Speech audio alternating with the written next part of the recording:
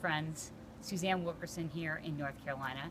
We're going to play in the garden today and we're going to harvest hosta seeds. So as you can see by the plants around me, we're into that fall season. It's the end of October. We're almost at Halloween and we're going to go over here and we're going to harvest some seeds. So you're going to need a couple things. You're probably going to need a garden scissor.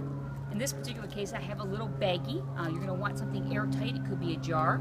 And I've actually labeled this baggie with Hosta Seeds November 2013. Now you might say, well, why didn't you put the type of hosta seed down? And that's because, and I'm going to show you some example of some green pods that come up, and these are the after pods when the flower blooms on the hosta.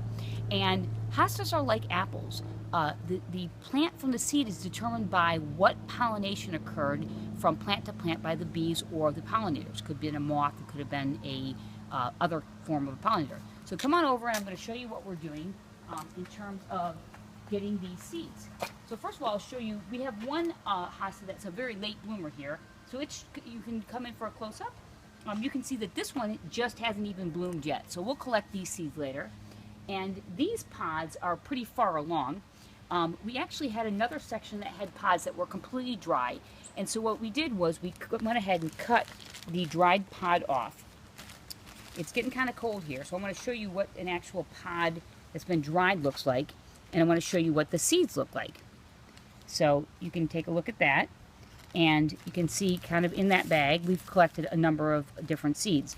So we'll take these seeds and we'll put them in a regular soil come spring after the frost, and we'll go ahead and start them. Now, you could also start them directly in the garden bed, but in this case, we're going to start them in small starter pots because we're going to want to determine what hosta it is before we determine the layout in the garden.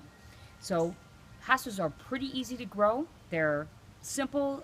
They triple about every year after the first year, and they'll eventually look like this hosta bed up here, where we have all different types. On our premise, we have about 23 different types of hostas. So thank you for joining me today.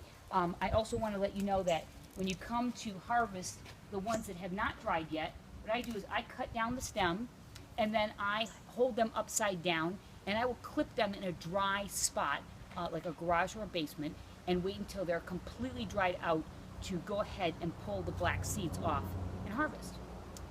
Thanks for coming out today and joining us in the garden. We hope you're having fun in your garden, and we'll talk to you soon. Bye.